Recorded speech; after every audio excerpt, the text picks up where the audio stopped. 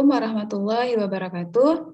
Alhamdulillah pada hari ini kita akan melanjutkan perkuliahan farmakoterapi 2 dengan topik infeksi saluran pernafasan. Nah, pada hari ini kelompok 2 akan menyajikan materi mengenai pneumonia.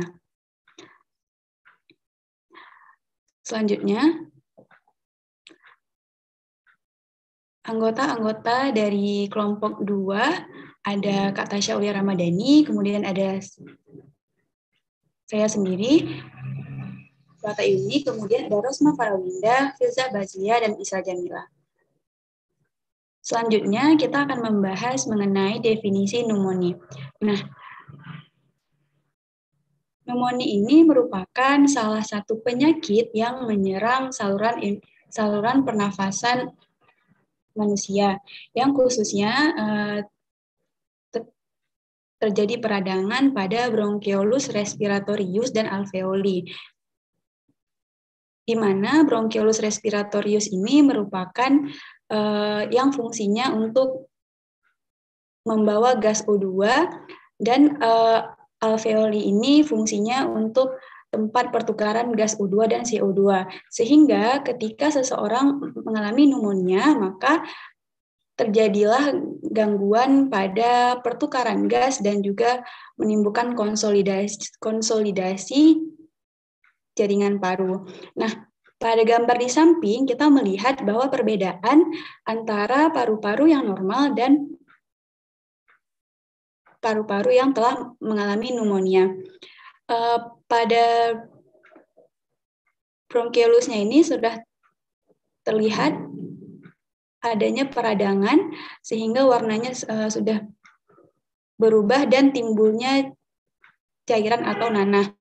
Nah, cairan inilah yang nantinya akan menyebabkan hasil fototoraks ronsen penderita pneumonia ini terlihat seperti warna putih ataupun seperti berkabut. Nah, secara klinis, pneumonia juga dapat diartikan bahwa adanya radang paru-paru yang disebabkan oleh mikroorganisme ataupun non-mikroorganisme. Mikroorganisme ini terdiri dari bakteri, virus, jamur, atau parasit, dan untuk non-mikroorganisme terdiri atas bahan-bahan kimia, radiasi, dan obat-obatan. Selanjutnya untuk klasifikasi akan dijelaskan oleh Filza. Kepada Filza dipersilahkan.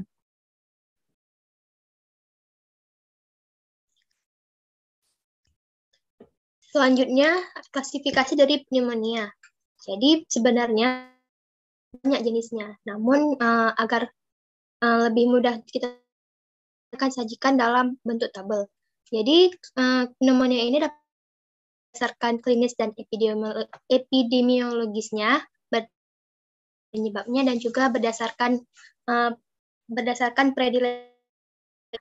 Jadi untuk pneumonia dari klinis dan epidemiologi ada pneumonia community, yang mana pneumonia ini terjadi akibat infeksi yang berasal dari yang bukan rumah sakit, yang mana pneumonia jenis ini penderita mendapatkan infeksi itu dari lingkungan. Kemudian ada pneumonia nosokomia. Ini disebabkan oleh mikroorganisme yang didapat dari pneumonia ini terjadi lebih dari jam atau lebih setelah seseorang dirawat di rumah sakit. Awal masuknya pasien tersebut tidak adanya tanda-tanda infeksi yang menunjukkan pneumonia. Kemudian ada pneumonia aspirasi. Pneumonia aspirasi merupakan infeksi dan paru akibat masuknya benda asing ke dalam paru-paru. Kemudian ada HCAP atau associated. Pneumonia ini terjadi pada masyarakat yang tidak dibawa di rumah sakit, yang secara kontak terjadi yang secara ekstensif itu terjadi kesehatan, sehingga mereka lebih berpotensi untuk terjadinya resistensi dengan obat. Kemudian ada fasiatit, merupakan tipe pneumonia yang merupakan salah satu mana pada pneumonia terjadi pada pasien yang telah mengalami intubasi. Kemudian juga ada pneumonia pada penderita imunokompromis. Ini terjadi pada pasien yang mengalami daya tahan yang lemah. Kemudian berdasarkan pneumonia ini dapat dibagi menjadi berdasarkan bakteri penyebabnya. Pneumonia ini dapat dibedakan menjadi pneumonia bakterial yang biasa disebut pneumonia tipikal, ada juga pneumonia atipikal, dan juga virus dan pneumonia jamur. Nah, untuk pneumonia atipikal ini sebenarnya masih disebabkan oleh bakteri.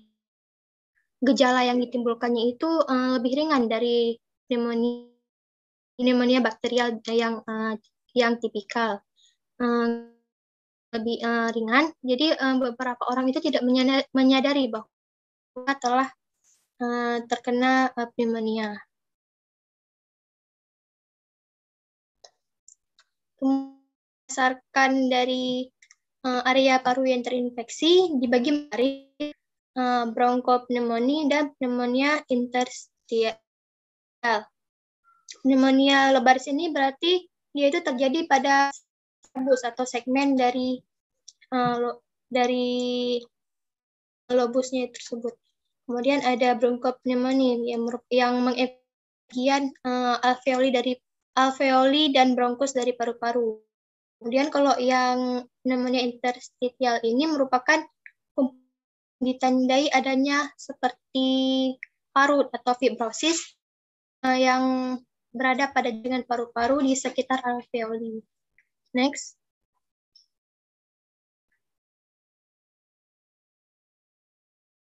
Kemudian ada etiologi dari pneumonia. Sebenarnya seperti yang telah dijelaskan oleh Kurata tadi, pneumonia disebabkan oleh bakteri, virus, jamur, dan protozoa. Nah, untuk pneumonia dari komunitas yang didapat dari masyarakat, ini oleh Streptococcus pneumoniae, Mycoplasma pneumoniae, Legionella pneumonia, Chlamydia pneumonia, oral, adenovirus, influenza tipe A, dan juga tipe B.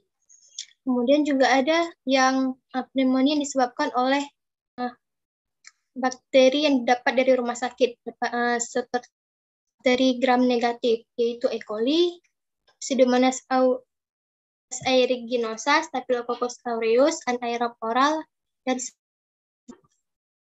next. Kemudian ada epidemiologi dari pneumonia. Nah, merupakan penyakit infeksi traktus respiratorius yang dia ini menduduki salah satu dari 10 tingkat kematian paling tinggi di seluruh, yang mana pneumonia ini menduduki peringkat keempat. Berdasarkan WHO sendiri, penyakit ini jumlah kematian 3,1 juta orang pada tahun 2012. Urutan keempat dari 10 penyakit yang menyebabkan kematian. Adapun populasi yang dilaporkan rentan terkena pneumonia ini adalah anak-anak usianya di bawah 2 tahun, kemudian juga ada lansia yang 60 tahun atau 65 tahun ke atas, dan juga memiliki kebiasaan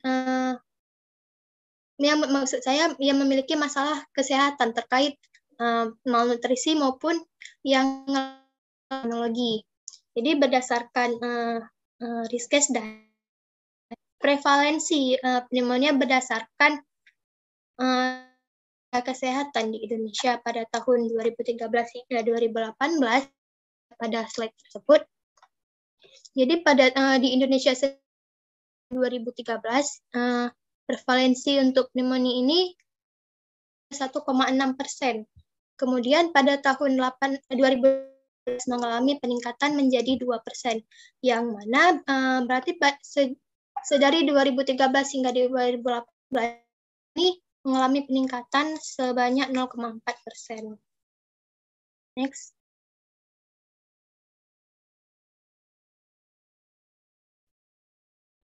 Seperti yang telah dijelaskan sebelumnya, penyakit dapat disebabkan oleh bakteri, jamur, virus, dan protozoa. Penyebarannya itu sendiri, penyakit pneumonia ini akan melalui udara. Biasanya penularan pneumonia ketika seseorang pengidapnya tersebut mengalami bersin atau batuk. Jadi patogen yang dikeluarkan, gen yang dari bersin dari batuk yang dikeluarkan tersebut jaring ke orang yang ke host yang baru. Jadi, orang yang beresiko dan orang yang lebih beresiko atau rentan terkena pneumonia ini adalah orang baru pulih dari rumah sakit, baru pulih dari operasi, atau yang mengalami perawatan di rumah sakit. Mereka yang mengidap atau infeksi virus dan juga yang memiliki yang lemah, sehingga setelah masuk ke paru-paru, bakteri atau organisme patogen tersebut bermultiplikasi dan mengalahkan mekanisme pertahanan paru.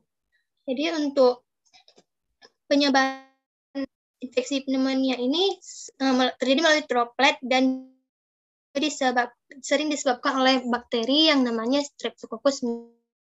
Dapat juga melalui selang infus, yang mana bakteri penyebabnya itu Staphylococcus aureus.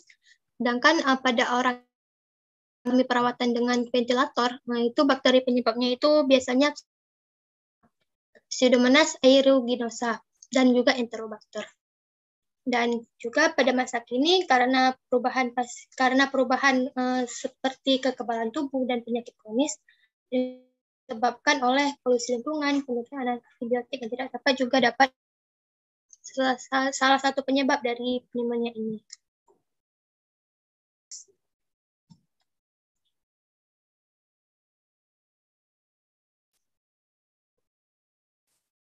Kemudian untuk pneumonia ini ada faktor usia, faktor lingkungan, faktor kebiasaan merokok, riwayat keperawatan di rumah sakit, dan kondisi kesehatan. Untuk usia, pneumonia ini rentan pada anak yang berusia di bawah 2 tahun. Yang mana sistem demikian karena sistem kekebalan tubuh mereka ini masih sempurna, sehingga mereka lebih rentan. Dan juga orang yang lansia, sistem kekebalan tubuhnya itu sudah melemah, sehingga manusia semakin berisiko penyakit kronis. Kemudian ada faktor lingkungan. Orang yang terkena pneumonia ini terjadi karena infeksi dari kemudian untuk pekerjaan, seseorang yang bekerja di lingkungan yang berasap, berpolusi, beracun, juga risiko untuk terkena pneumonia. Dan ada kebiasaan merokok. Kan di dalam merokok itu ada tembakau. Jadi tembakau ini dapat merusak kemampuan paru-paru untuk melawan infeksi. Oleh karena itu, perokok merupakan salah satu kelompok orang yang juga beresiko terkena pneumonia ini. Kemudian ada perawatan di rumah sakit. Ini juga menjadi faktor risiko yang penting karena menerima perawatan intensif di rumah sakit, mereka akan lebih berpotensi untuk mengalami pneumonia. Ventilator juga akan meningkatkan risiko terjadinya pneumonia yang disebut dengan pneumonia ventilator atau associated pneumonia. Kemudian juga ada yang mana beberapa kondisi kesehatan yang maksud dari kondisi kesehatan ini maksudnya kondisi yang menyebabkan imunnya itu lemah seperti kehamilan, transplantasi organ dan sumsum, dan juga menjalani kemoterapi karena kondisi imunnya lemah. maka patogen akan lebih mudah untuk menyerang tubuh. Kemudian akan dijelaskan selanjutnya akan dijelaskan oleh Isra Jamilah.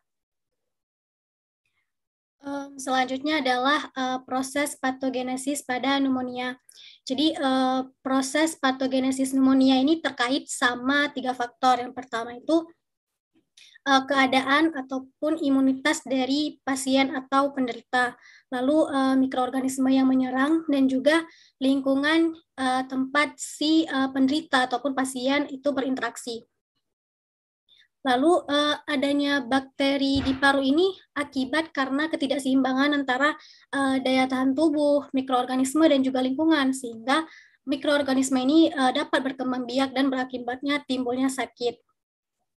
Beberapa cara mikroorganisme itu mencapai permukaan ada secara inokulasi langsung.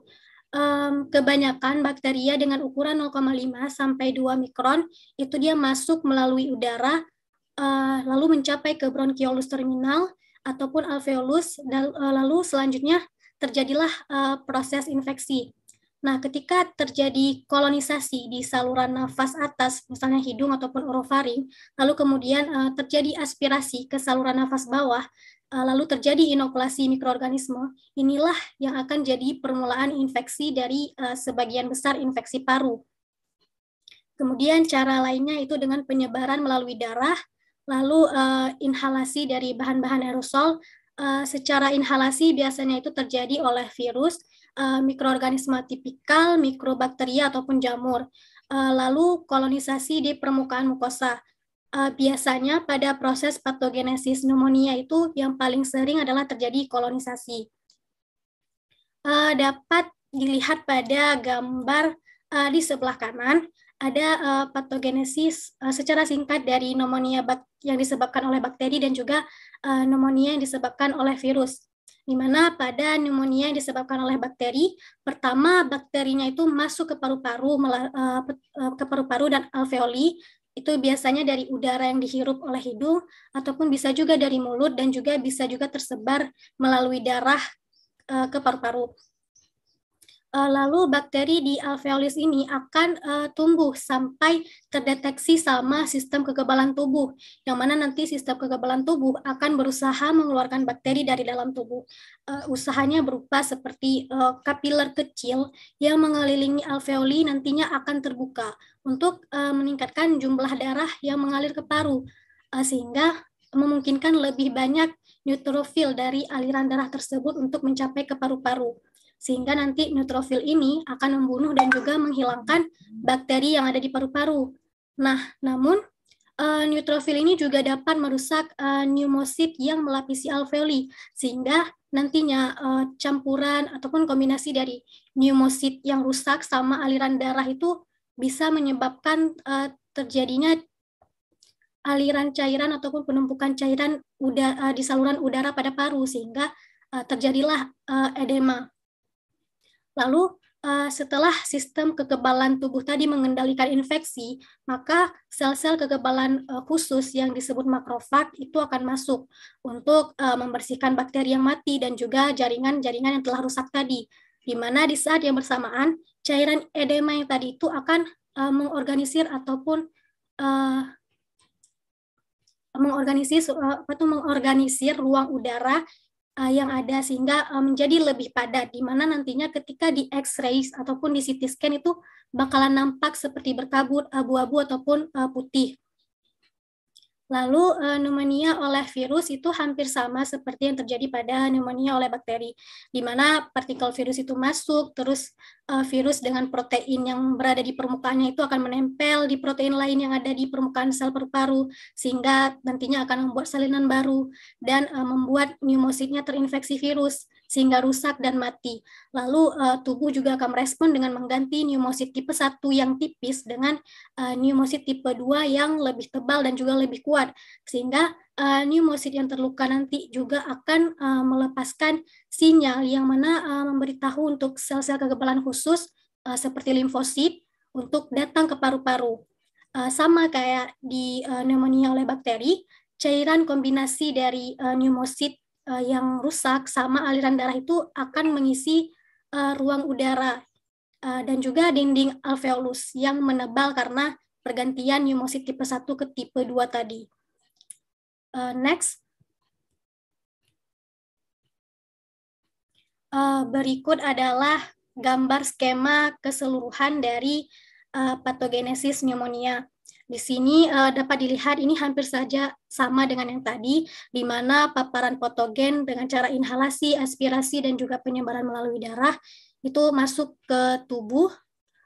Lalu ini dipengaruhi juga sama tubuh inang. Itu tergantung sama ketahanan tubuh dan juga kekuatan dari patogen. Yang ini juga dipengaruhi sama faktor kebiasaan orang tersebut, apakah merokok, terus apakah dia mempunyai kondisi paru-paru yang kronik, dan juga penggunaan imunosupresan, yang mana hal-hal tersebut akan meningkatkan resiko terjadinya infeksi dari paparan patogen pneumonia tadi, yang mana nantinya paparan tersebut, patogen tersebut akan berproliferasi di saluran nafas bawah dan juga alveoli yang akan menimbulkan respon lokal sama respon sistemik. Di mana respon sistemik ini melalui invasi dari mikroba akan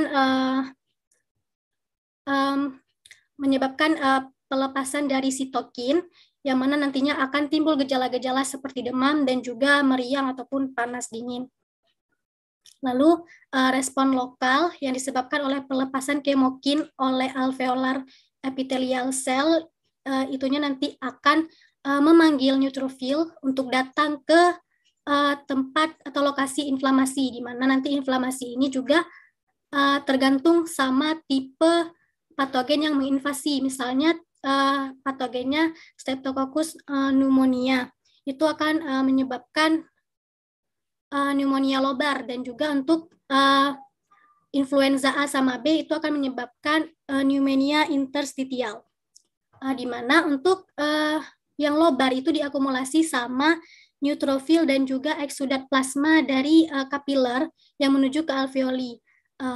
Terus akan mengiritasi dan menyebabkan pembersihan di saluran nafas tersebut, sehingga terjadilah gejala batuk yang produktif. Lalu penumpukan dari cairan-cairan tadi di alveoli ini akan menyebabkan X-ray ini tidak bisa tembus, sehingga nampaklah kabut ataupun abu-abu dan putih di CT scan ataupun X-ray. Lalu alveolar juga nantinya akan terblok oleh adanya akumulasi dari cairan tersebut, yang mana akan menyebabkan menurunnya pertukaran oksigen dengan karbon dioksida, sehingga terjadilah hipoksemia. Lalu hipoksemia ini juga akan men-trigger kemoreseptor pusat dan juga tepi, sehingga meningkatkan dorongan untuk sering bernafas, sehingga terjadilah gejala dyspnea. Lalu pada interstitial pneumonia itu diakumulasi sama infiltrat di dinding alveolar. Di sini di mana terjadi penebalan dinding alveolar seperti yang sudah dijelaskan tadi, yaitu pneumosit 1 tipe 1 itu berubah jadi diubah atau diganti jadi pneumosit tipe 2 yang lebih tebal, sehingga menjadikan ruang udara itu jadi lebih sempit dan juga mengiritasi dan menyebabkan batuk kering. Next.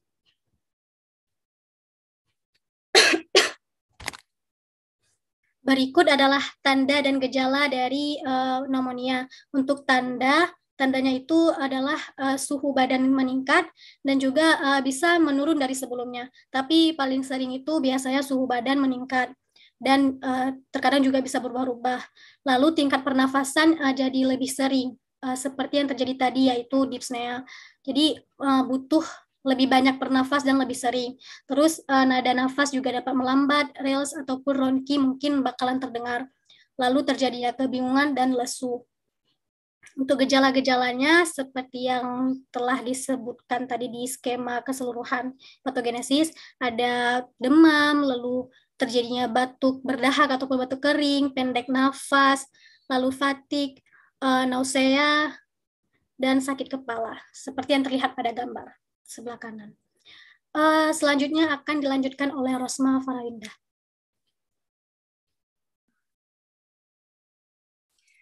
Nah, setelah mengetahui gejala klinis dan kelainan fisik, masih diperlukan pemeriksaan penunjang seperti ronsen dan laboratorium. Hal ini diperlukan untuk memperkuat diagnosis apakah seseorang mengidap pneumonia atau tidak. Mengonfirmasi diagnosis dan penilaian pneumonia dibutuhkan diagnostik etiologi. Meskipun tidak ada data yang menunjukkan bahwa pengobatan berdasarkan patogen spesifik lebih unggul daripada pengobatan empiris, diagnosis etiologi ini memungkinkan dapat memperkecil penggunaan antibiotik empiris.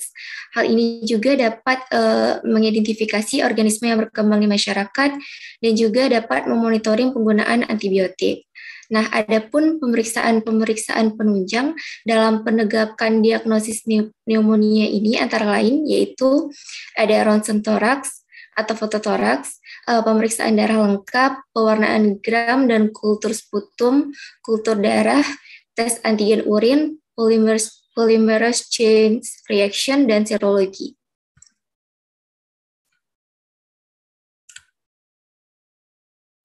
Yang pertama itu ada ronsen toraks atau fototoraks. Pemeriksaan menggunakan ronsen toraks merupakan pemeriksaan penunjang yang utama untuk menegakkan diagnosis pneumonia. Ronsen toraks ini diperlukan untuk membedakan CAP atau community acquired pneumonia dari kondisi lain, terutama karena sensitivitas dan spesifikasi dari pemeriksaan fisik hanya sekitar 58% sampai 67%. Namun pemeriksaan ini tidak direkomendasikan untuk dilakukan secara rutin pada anak dengan infeksi saluran pernafasan bawah akut ringan. Fototoraks ulang hanya dilakukan apabila didapatkan atelektasis, yaitu kondisi di mana alveolus tidak terisi oleh udara, ataupun kecurigaan terjadinya komplikasi pneumonia berat, gejala yang menetap atau memburuk, atau tidak respon terhadap antibiotik.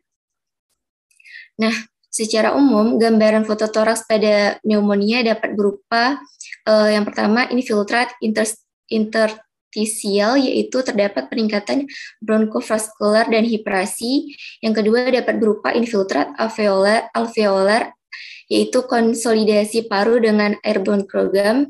Yang ketiga dapat berupa bronchopneumonia, yaitu bercak-bercak infiltrat difus merata pada kedua paru. Hal ini dapat meluas hingga daerah perifer paru. Yang keempat dapat berupa penebalan peribronkial, infiltrat interstisial merata, dan hiperinflasi yang cenderung terlihat pada pneumonia virus. Dan yang kelima dapat berupa infiltrat alveolar berupa konsolidasi segmen atau lobar, bronchopneumonia, dan airborne program yang sangat mungkin disebabkan oleh bakteri. Yang selanjutnya yaitu dapat dilakukan dengan pemeriksaan darah lengkap. Pemeriksaan darah lengkap pada pneumonia virus yaitu memeriksa apakah leukosit normal atau sedikit meningkat, sedangkan pada pneumonia bakterial leukositosis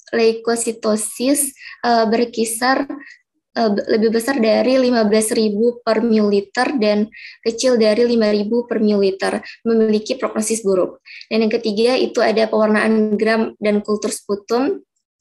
Pewarnaan gram ini dapat mengidentifikasi patogen penyebab pneumonia berdasarkan karakteristiknya, seperti Streptococcus pneumonia dan bakteri gram negatif.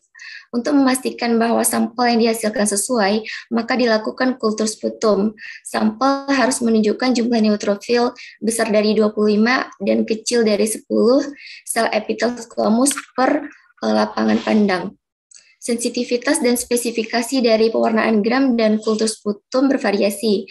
Nah, yang sering terjadi kultur positif dari sampel sputum adalah sama atau kecil dari 50%. Pemeriksaan penunjang yang dapat dilakukan dalam penegakan diagnosis pneumonia selanjutnya yaitu ada kultur darah. Metode untuk mendapatkan hasil kultur darah, sampel harus diambil sebelum dilakukan terapi antibiotik. Hanya sekitar 5-14% kultur darah pasien CAP di rumah sakit yang positif. Kebanyakan saat isolasi, patogen yang ditemukan adalah Staphylococcus aureus. Sejak direkomendasikan antibiotik empiris, penyebab pneumococcus dapat diatasi. kultur darah positif sedikit terjadi pada sebagian pasien karena dari gejala klinis sudah dapat ditegakkan. Nah, selanjutnya ada tes antigen urin. Nah, tes antigen urin ini secara komersial ada dua cara, yaitu untuk mendeteksi antigen pneumococcus dan antigen Legionella pneumophila. Tes untuk Legionella pneumophila hanya dapat mendeteksi serogrup 1, tetapi tes ini terjadi pada sebagian besar kasus CAP di Amerika Serikat. Nah, sensitivitas dan spesifikasi dari tes antigen Legionella ini termasuk tinggi, yaitu 90% dan 99%, dan untuk tes antigen pneumococcus juga cukup sensitif dan spesifik, yaitu sebesar 80% dan 90%. Kedua tes dapat mendeteksi antigen bahkan setelah diberikan terapi antibiotik yang tepat. Selanjutnya ada polymerase chain reaction atau PCR. Tes PCR ini digunakan untuk mendeteksi DNA atau RNA mikroorganisme. Hal ini tersedia untuk sejumlah mikroorganisme patogen, termasuk virus yang sedang marak saat ini, yaitu SARS-CoV-2. PCR dari swab nasofaring merupakan standar diagnosis dari infeksi respirasi oleh virus. PCR juga dapat mendeteksi asam nukleat dari Legionella sp, Mycoplasma pneumophila, Mycoplasma pneumonia, Chlamydia pneumonia, dan Mycobacteria. Tes ini cocok dalam membantu identifikasi pasien di ruang ICU. Selanjutnya ada tes serologi. Tes serologi ini digunakan untuk mendeteksi ada atau tidaknya antibodi di dalam darah. Kenaikan dari antibodi IgM spesifik antara sampel serum fase akut dan fase pemulihan umumnya menjadi diagnostik infeksi dengan patogen yang bersangkutan. Sebelumnya, tes serologi digunakan untuk mengidentifikasi atipikal mikroorganisme pada organisme yang tidak biasa seperti Coxiella burnetii. Baik, selanjutnya mengenai terapi non-farmakologi. Terapi non-farmakologi pada penyakit pneumonia dapat diberikan atau dilakukan beberapa di antaranya, yaitu istirahat yang banyak, hidrasi untuk membantu mengencarkan sekresi atau mengencarkan lendir, lalu ada terapi oksigen yang dilembabkan yang dilakukan untuk menangani hipoksia atau kondisi kekurangan oksigen, perbaikan nutrisi seperti mengonsumsi makanan bergizi seimbang, makanan kaya kalori, asupan cairan yang cukup guna meningkatkan daya tahan tubuh dan memperbaiki fungsi sistem imun agar mampu mengeradikasi atau memerangi infektor penyebab patologi. Nah, selanjutnya dapat melakukan teknik napas dalam.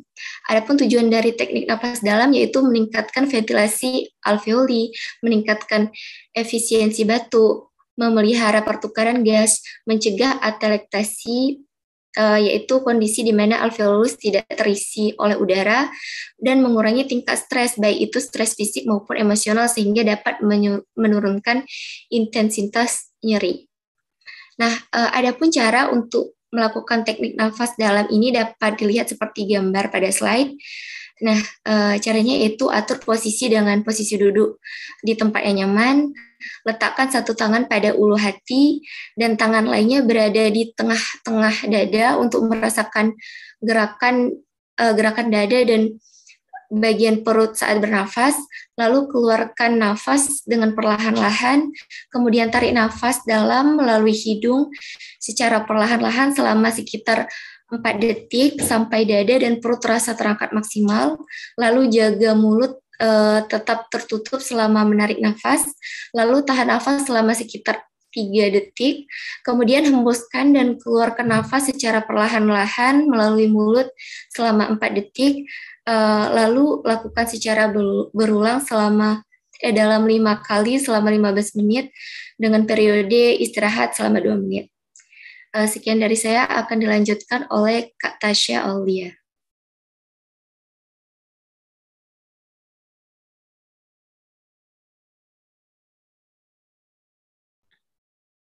Baiklah, selanjutnya saya akan menjelaskan tentang terapi farmakologis. Jadi pada prinsipnya penata laksanaan utama pneumonia adalah memberikan antibiotik tertentu terhadap kuman tertentu infeksi pneumonia. Pemberian antibiotik bertujuan untuk memberikan terapi kausal terhadap kuman penyebab infeksi, akan tetapi sebelum antibiotika definitif diberikan, antibiotik empiris dan terapi suportif perlu diberikan untuk menjaga kondisi pasien. Membedakan jenis pneumonia, CAP atau HAP, dan tingkat keparahan berdasarkan kondisi klinis pasien dan faktor predisposisi sangatlah penting, karena akan menentukan pilihan antibiotik empirik yang akan diberikan kepada pasien. Jadi berikut adalah tabel terapi pneumonia terhadap pasien adult atau dewasa dengan kondisi tertentu. Jika pasien sebelumnya sehat atau rawat jalan, jenis patogennya itu adalah Pneumococcus mycoplasmoniae. Jadi untuk terapinya itu yang diberikan adalah macrolide atau azalide atau tetracycline. Selanjutnya itu, jika pasien sebelumnya sudah tua, jadi patogennya itu Pneumococcus atau gram negatif bacilli, Streptococcus aureus, Haemophilus influenzae. Jadi untuk terapinya itu ada piperacillin, tazobactam, cephalosporin, dan carbapenem. Selanjutnya, jika pasien sebelum bronkitis kronis, patogennya itu Pneumococcus dan H. influenzae dan M. catarrhalis. Kalau untuk terapinya itu ada amoxicillin, tetracycline, trimethoprim, sulfamethoxazole, cefuracim, amoxicillin clavulanat, macrolide atau azalide, fluoroquinolone. Selanjutnya itu untuk pecandu alkohol. Itu patogennya itu Pneumococcus, habis itu Pneumoniae, Streptococcus aureus, Haemophilus influenza, habis itu dia kemungkinan bakteri anaerob di mulut. Itu untuk terapinya itu ada ticarcillin, clavulanat, piperacillin, tazobactam, plus sama aminoglycoside, carbapenem, fluoroquinolone. Jika pasien sebelumnya itu aspiration community, jenis patogennya adalah bakteri anaerob pada mulut. Terapinya akan diberikan adalah antibiotik penisilin atau clindamycin. Selanjutnya itu, jika pasien sebelumnya itu aspiration hospital atau residensial, jenis patogennya itu adalah bakteri anaerob di mulut, Streptococcus aureus, gram negatif enterik. Untuk terapinya itu clindamycin, ticarcillin, clavulanat, piperacillin, tazobactam, plus aminoglycoside. Selanjutnya, jika pasien sebelumnya itu nosocomial pneumonia, dia tuh patogennya tuh gram negatif atau Streptococcus aureus. Untuk terapinya itu ada piperacillin, tazobactam, carbapenem, atau extend spectrum plus aminoglycoside dan fluoroquinolone. Selanjutnya itu, sedangkan pada pasien pneumonia pada anak itu, untuk anak di bawah 1 tahun, di bawah 1 bulan, jenis patogennya itu grup B Streptococcus, H influenza, E. coli, Streptococcus aureus, Listeria. Untuk terapinya itu ada ampicillin atau sulbactam, cefalosporin, carbapenem. Misalnya patogennya itu CMV, RSV, atau adenovirus, terapinya itu dibapirin untuk RSV. Kalau anaknya itu berusia 1-3 bulan, patogennya itu biasanya C. possibly urea plasma, CMV, pneumocystis carini. Itu biasanya terapinya tuh macrolide atau azolide, trimipoprin, sulfamethoxazole. Untuk anak 1-3 bulan, tapi patogennya tuh S. pneumoniae dan Streptococcus aureus itu dia terapinya tuh semisintetik penicillin atau cephalosporin. Kalau anak yang usianya prasekolah, dia tuh biasa patogennya tuh rhinovirus, RSV, influenza A dan B, parainfluenzae, adenovirus, human metapneumovirus, dan coronavirus. Untuk empirical terapinya tuh antimikrobial terapi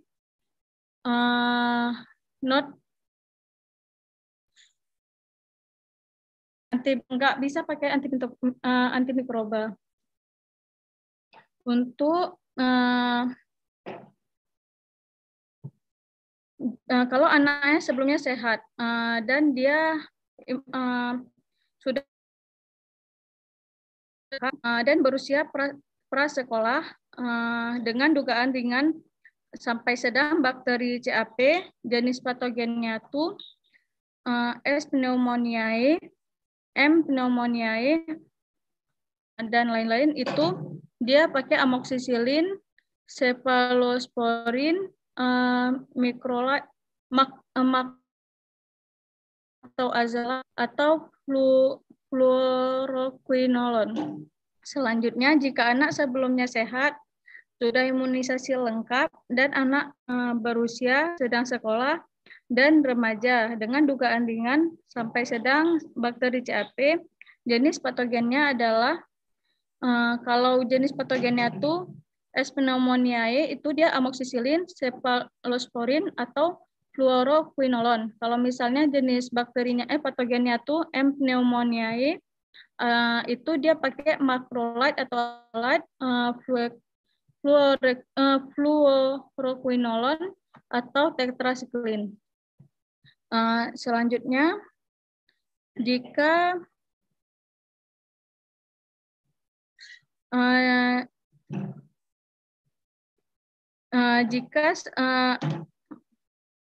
jika anaknya sedang sampai dengan parah CAP dengan wabah virus influenza, itu patogennya influenza A dan B atau virus lainnya. Itu dapat diberikan terapi oseltamivir atau zanamivir. Selanjutnya, jika anak sudah imunisasi lengkap dan anak berusia sekolah, dia jika bakterinya itu S. pneumoniae, maka terapinya itu ampicillin, penicillin G, dan cephalosporin. Kalau patogennya itu CA-MRSA, maka terapinya itu beta-lactam, vancomycin plus vancomycin atau clindamycin. Kalau patogennya itu M. pneumoniae atau C. pneumoniae, maka terapinya itu beta-lactam plus macrolide atau fluoroquinolone atau doxycycline. Jika anak tidak imunisasi lengkap, wilayah dengan invasif resisten penisilin pneumococcus, pasien dengan infeksi yang mengancam jiwa, jenis patogennya itu ada S. pneumoniae dan PCN resisten, maka terapinya itu cefalosporin ditambah dengan vancomycin atau clindamycin. Kalau pasiennya itu MRSA yang ditambah vancomycin atau clindamycin. Kalau misalnya patogennya itu M. pneumoniae atau patogen lainnya itu menggunakan terapi macrolide atau azolide plus beta-lactam atau doxycycline atau fluoroquinolone. Terapi empiris, untuk terapi empiris berbasis bukti awal dengan dugaan pneumonia dapat didapat dari komunitas bakteri. Dia untuk pasien rawat jalan jika sebelumnya sehat dan tidak mengonsumsi antibiotik baru-baru ini, maka terapi yang digunakan adalah macrolide atau doxycycline. Jika pasien rawat jalan dan mengonsumsi antibiotik baru-baru ini, maka yang diberikan adalah respiratory fluoroquinolone saja, macrolide tingkat lanjut plus amoxicillin clavulanat dosis tinggi. Untuk pasien rawat jalan dengan penyakit penyerta seperti penyakit paru, obstruktif, kronis, diabetes, ginjal atau gagal jantung kongestif, malignasi, dan macrolide tingkat lanjut atau respiratory fluoroquinolone. Sedangkan dengan pasien meminum antibiotik baru ini, maka terapi yang diberikan adalah respiratory fluoroquinolone saja atau macrolide tingkat lanjut plus beta-lactam. Untuk pasien rawat jalan dugaan aspirasi dengan infeksi maka terapi yang diberikan adalah flunalat atau clindamycin. Untuk pasien rawat jalan influenza dengan superinfeksi bakteri, maka terapi yang diberikan adalah beta-lactam atau respiratory fluoroquinolone. Selanjutnya, untuk pasien rawat inap bangsal medis dan tidak mengonsumsi antibiotik baru-baru ini, maka terapi yang diberikan adalah respiratory fluoroquinolone saja atau macrolide tingkat lanjut plus beta-lactam. Sedangkan jika pasien meminum antibiotik baru-baru ini, maka terapi yang diberikan adalah macrolide tingkat lanjut plus beta-lactam atau respiratory fluoroquinolone saja. Itu regimennya yang dipilih akan bergantung pada sifat terapi antibiotik yang baru-baru ini. Untuk pasien rawat jalan, untuk pasien yang rawat jalan untuk pasien yang rawat inap di ICU, itu infeksi Pseudomonas itu dia dapat menggunakan beta-lactam plus dengan macrolide tingkat lanjut atau respiratory fluoroquinolone. Untuk Pseudomonas infeksi, tapi pasiennya itu ada alergi terhadap beta-lactam, maka terapi yang diberikan adalah respiratory fluoroquinolone dengan atau tidak clindamycin. Untuk pasien ICU yang bakteri Pseudomonas infection itu either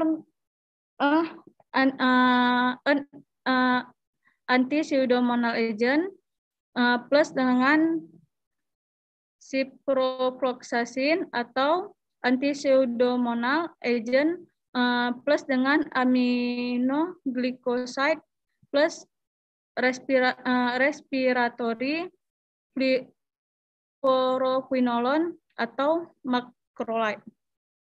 Untuk pasien yang Pseudomonas infection itu dia mempunyai alergi terhadap beta-lactam, maka diberikan aztreonam plus levofloxacin atau aztreonam plus moxifloxacin atau gatifloxacin dengan atau tidak aminoglycoside. Selanjutnya itu untuk pasien HCAP, HAP, VAP. Jadi kalau misalnya tidak ada patogen MDR, tidak ada faktor yang beresiko terhadap MDR patogen, dia tuh patogennya tuh S. pneumoniae, H. influenzae, MSSA, enteric gram negatif bacilli, maka terapinya tuh ceftriaxone atau fluoroquinolone atau ampicillin atau sulbactam atau ertapenem atau dodenem. Untuk yang ada risiko faktor risiko terhadap patogen MDR itu, dia patogennya tuh P. aeruginosa, K. ASCL, Acinetobacter sp.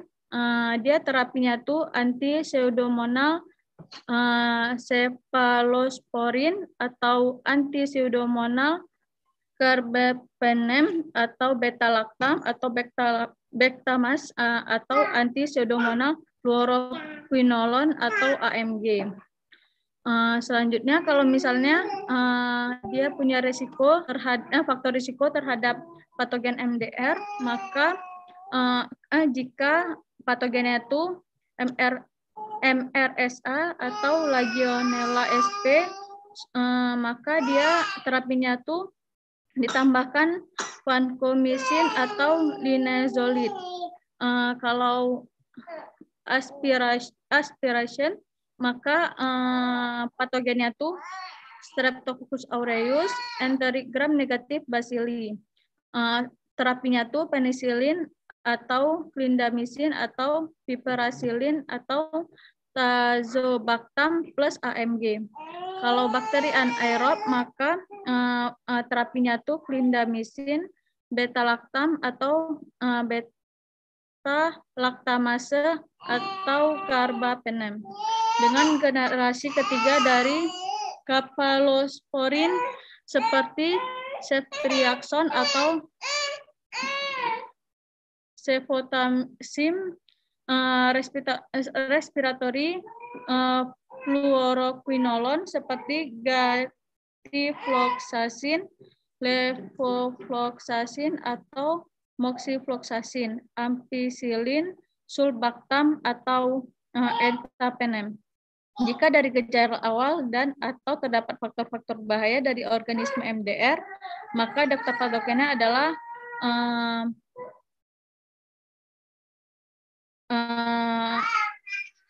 aeruginosa, penyebaran spektrum beta-lactam dengan produksi Klebsiella pneumoniae, Acinetobacter sp, dan MRSA.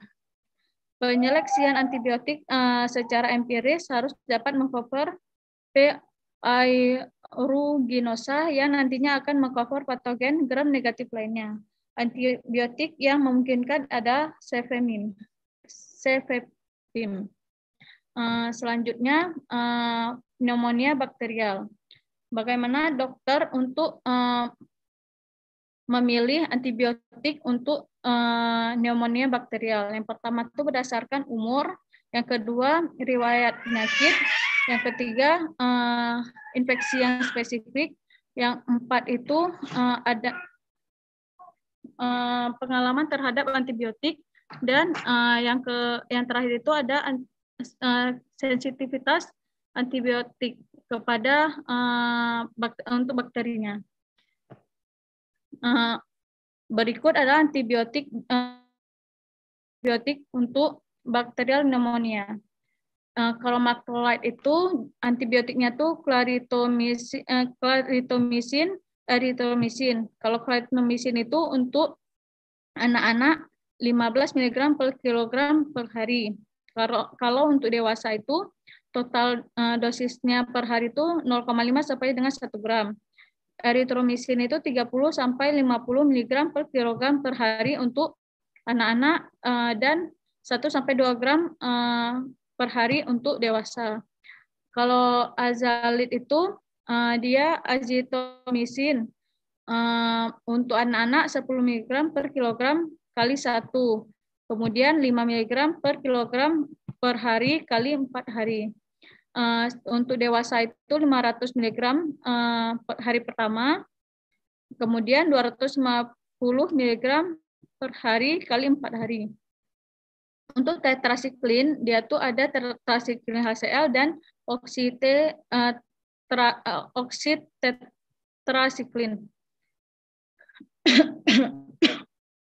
Untuk anak-anak, tetrasiklin HCl itu 25 sampai 50 mg per kilogram per hari, dewasa 1 sampai 2 gram per harinya. Oksitetrasiklin 15 sampai 25 gram untuk anak-anak per kilogram per hari. Untuk dewasanya 0,25 sampai 0,3 gram per harinya. Kalau penisilin itu yang pertama ampicillin. Itu 100 sampai 200 untuk anak-anak miligram per kilogram per hari, dan 2 sampai 6 gram per harinya untuk orang dewasa. Amoxicillin atau amoxicillin clavulanat itu untuk anak-anak 40 sampai 90 mg per kilogram per hari. Untuk dewasanya itu 0,75 sampai 1 gram per harinya. Piperacillin tazobactam itu 200 sampai 300 untuk anak-anak miligram per kilogram per hari, dan untuk dewasanya itu 12 gram per hari. Ampicillin sulbactam itu untuk anak-anak 100 sampai 200 mg per kilogram per hari, sedangkan untuk dewasa itu 4 sampai 8 gram. Untuk cephalosporin untuk antibiotik kelas extend spektrum cephalosporin itu ada 3 jenis. Yang pertama itu ceftriaxone 50 sampai 75 mg per kilogram per hari untuk anak-anak, untuk dewasa 1 sampai 2 gram. Ceftriaxone itu untuk anak-anak 150 mg per kilogram per hari, sedangkan untuk dewasa itu 2 sampai 6 gram per harinya. Cefepime itu untuk anak-anak 100 sampai 150 mg per kilogram per hari, sedangkan untuk dewasa 2 sampai 4 gram per harinya. Untuk fluoroquinolones itu antibiotiknya tuh gatifloxacin untuk anak-anak 10 sampai 20 mg per kilogram per hari, untuk dewasanya 0,4 gram per hari. Levofloxacin untuk anak-anak 10 sampai 15 mg per kilogram per hari, 0,5 sampai 0,75 gram per hari untuk dewasa. Ciprofloxacin itu 20 sampai 30 mg per kilogram per hari untuk anak-anak, dan 0,5 sampai 1,5 gram per hari untuk dewasa. Aminoglycoside untuk sedangkan kelas antibiotik aminoglycoside antibiotik gentamisin itu untuk anak-anak 7,5 mg per kilogram per hari. Untuk dewasanya 3-6 mg per kilogram per hari. Tobramycin untuk anak-anak 7,5 mg per kilogram per hari. Sedangkan untuk dewasanya tuh 3-6 mg per kilogram per harinya.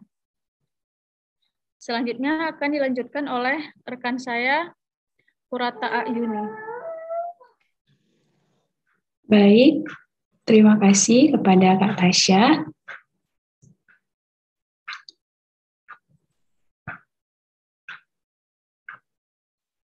Nah, selanjutnya setelah membahas mengenai obat dan terapi-terapinya, ada baiknya kita membahas mengenai monitoring. Nah, monitoring ini sangat penting untuk kita lakukan karena ini bertujuan untuk memastikan keberhasilan dan kemanjuran dari terapi itu sendiri. Nah, seperti yang telah kita ketahui sebelumnya, gejala yang khas untuk pasien pneumonia itu ada demam, kemudian batuk berdahak, dan menggigil. Serta untuk pasien yang pertama pada pneumonia community dengan tingkat keparahan ringan hingga sedang, hal-hal yang harus farmasis catat itu antara lain adalah seperti waktu resolusi batuknya, penurunan produksi sputumnya atau dahak, kemudian penurunan tingkat demam, dan juga perbaikan-perbaikan lainnya seperti mual, muntah, dan kelesuan. Nah, kemudian jika pasien membutuhkan terapi oksigen tambahan, ini umumnya terjadi pada pasien yang memiliki saturasi oksigen di bawah 92%. Nah, ini jumlah dan penggunaannya juga harus dicatat dan diperhatikan. Nah, selanjutnya, next, Kak. Nah, selanjutnya untuk pasien dengan pneumonia nosokomial, parameter-parameter yang harus dinilai dan diperhatikan itu adalah jumlah glukositnya atau jumlah sel darah putihnya, kemudian oksigenasi atau kebutuhan oksigen dalam tubuhnya, dan suhu tubuh. Nah, menurut PDPI pada tahun 2003, perbaikan ini umumnya terlihat dalam 1 minggu setelah pengobatan antibiotik. Untuk pasien yang penyakitnya tidak terlalu parah atau gejalanya masih tingkat rendah, maka perbaikan ini bisa diamati dalam waktu 2 hari setelah pemberian antibiotik. Karena menurut pedoman dari diagnosis dan penata laksanaan pneumonia nosokomial di Indonesia yang dikeluarkan oleh PDPI menyebutkan bahwa respon terhadap terapi obat antibiotik ini dapat kita lihat selama 48 hingga 72 jam pertama. Sehingga ini pada waktu rentang tersebut tidak dianjurkan untuk mengubah jenis antibiotiknya jika tidak ada perburukan yang terjadi. Nah, selanjutnya. Nah, setelah kita meninjau gejala-gejala khusus pada pasien pneumonia, ada baiknya kita juga meninjau parameter-parameter klinis yang umum untuk memastikan keefektifan dari terapi antibiotik itu sendiri. Nah, yang pertama itu adalah kita juga harus mempertimbangkan atau memperhatikan apakah penggunaan antibiotik itu sudah tepat atau belum dan tidak menimbulkan alergi. Yang kemudian selanjutnya adalah apakah antibiotik itu tepat indikasinya sesuai dengan jenis pneumonia yang dialami oleh pasien. Nah, yang ketiga adalah kita juga harus memantau kemungkinan terjadinya ROTD atau reaksi obat yang tidak diinginkan. Nah, selanjutnya evaluasi penggunaan antibiotik ini juga harus diperhatikan adalah apakah pasien mengonsumsi antibiotik dengan benar atau tidak, dan apakah sesuai dengan anjuran dokter atau tidak. Nah, baik, mungkin hanya sekian dari presentasi kelompok 2. Kami akhiri. Wassalamualaikum warahmatullahi wabarakatuh.